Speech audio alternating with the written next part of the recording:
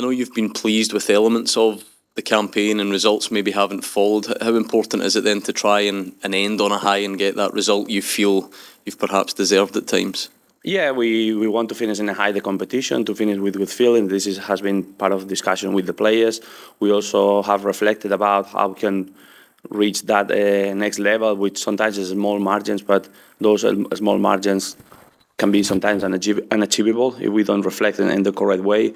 So that all that process, we will not be having this conversation without competing in the Nations League and in this group. So we take all the positives, considering that we probably deserve a little more in some games, and it's where we are now. What do you make of the fairly unique situation in that a victory for Scotland would end your players' hopes of going on to the Olympics? It's a fairly bizarre situation. How do you feel about it? Well, I feel the situation is obviously we cannot change it now. I think it's a situation that we are brought up to this situation. I hope this situation could have been anticipated or change it, but Sarina was mentioning also today that how much if Scotland tomorrow win a group or anything, we will still be in this situation. What I don't feel happy at all is about the question of the integrity of the Scottish players. I think Scotland is a wonderful country with wonderful people, very passionate about everything, and for 1 second nobody can be brave enough to consider the integrity of the players and how much the players have the desire to represent their nation. I think the feeling of this group and the passion to represent thousands of girls, thousands of boys who are going to come tomorrow and inspire all these people is stronger than anything else for our players and for all of us. So I feel this is totally inappropriate. If there have been any questions over the integrity of the side, is that the type of thing that you can harness and use as extra motivation tomorrow? No, our motivation is our fans. Our motivation is to play good football. Our motivation is to be England. Our motivation is improving the aspect that we have to improve as a team from one game to the other one. I think this is an external thing that we couldn't affect, and it's part of the competition. So we try to stay away from that. There has not been any conversation because there's no conversation to have. What are the differences you need to see in your team tomorrow night from the last game against England, do you feel? Well, there was a few parts. There was a moment when we felt we could get the result. There was a moment when we felt we could feel how England was conditioned by the way we were playing, but we have also other moments when we could see the quality of the opponent. So we are prepared for that challenge with different plans, with different situations that we have to be ready to compete together, and we are going to try to do it at the best level because we have the motivation to play at home and that feeling of representing our country in our stadium. It's just about trying to take the positives from what there were in that game and then build on them. Yeah, that's part of that. I think there's also England has not won a game at the moment in the Nations League, so we also think we can stop them to winning here. You touched on it there, Pedro. England haven't won away from home. Is that something that you can use? No, I think what we can reflect in is why and what are the patterns and the processes inside of the pitch that have brought them to lose games as well as us, and that's part of our job. Analysis of the opponent, analysis to the details, and analysis of what we can do well.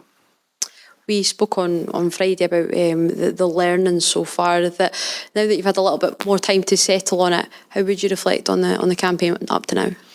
Really positive reflection with the group, with the staff, with players. We realize how close we have been in many games. We realize we have not been lucky in some of probably referee critical decision in every game, not in one. We have been also reflecting on our own responsibilities and what we can improve, also reflecting on using two formations that we consider both of them have been positive in different moments. Performance of players also very, very positive in many scenarios. So we take all that and we are reflecting that we need to go to the next level, and we had that ambition considering that a team like Belgium, for example, has been doing that one for a period of time, and who are our direct competitors in the same circumstance, or who are we going to have to compete in the future for a position in the playoff for the Euros. So we are now focused on what is the route that we have to follow for the qualification for the Euros, so as to be as high as possible in our group from April, and then to play 2 playoffs and to win 2 playoffs. We think no matter who is the opponent, even if it's England, we feel we could face the players and be successful. You mentioned there the formation. There was a different formation in Belgium on Friday. Is that a sign of the development and the flexibility, the strength of the squad that you're building? Well, I think we try to build some principles first with one formation with clarity of roles, not only about the formation, clarity of the roles for the players, but part of the evolution of a team is to be able to be versatile. Big teams, they can play at least 2 formations in different moments. For us, when is the decision to change the formation is never a good moment if you are doing it well. But we felt the second game against the Netherlands was a good opportunity to help the team, and we had good feedback from that. And I think the 2 formations give us positives and give opportunities to players to be in the starting lineup. So that's the positive about developing 2 different formations to compete. And just finally from me, one of the more sour notes on Friday was the late injury to Erin Cuthbert. What's the update on her? She's good. Yeah, it was just a knock on her nose, so nothing relevant. So she's available for tomorrow. Full team news tomorrow then? All fine? Everybody available. Nice one. How valuable has this campaign been for you in terms of the kind of long-term ambitions of this squad to be able to play top teams? Well, that's the biggest ambition. Obviously, when you play against the top teams, you can see how close you are or how far you are. And also you can test your players. I think a lot of players who play in different standards than international football, it's been an exercise of awareness or analyzing with them what points we can improve together to develop a plan with all of them. I think we have a lot of examples in the squad from the beginning with Rachel McLaren, Link Doherty, but now young players like Jenna Clark, like Kristen McLean, like Emma Watson, and many others, Lauren Davidson. So we had discussion with all of them on how are you finding it, how we can come to the next level, working with the clubs to increase those standards and to help the players to go together to the next level and to build the success of Scotland, which will be to represent the country at the highest level, but also the clubs to be successful and the clubs to go to the next level together. And just finally, to go back to Team GB situation, is there a frustration that this is the scenario that Scotland finds itself in, whereas if they do get a positive result against England, it ends players' hopes of what could be a great experience for them and their future careers, and ultimately help Scotland by not competing at the Olympics? Well, I think for us, the great experience is to play in our stadium to represent their country, and I insist on that. I think my opinion is strongly very negative about the question of the integrity. So everybody who knows professional athletes, who knows me, who knows the teams, and historically who knows how strong is the feeling for Scottish players to play for Scotland and represent your country, I don't think there is any other feeling that can be in the pitch tomorrow apart from that. So I wish the situation would not happen. I'm not sure what the solution could be in the future, but I wish my players will not be in this situation. Thanks, Pedro. Tom?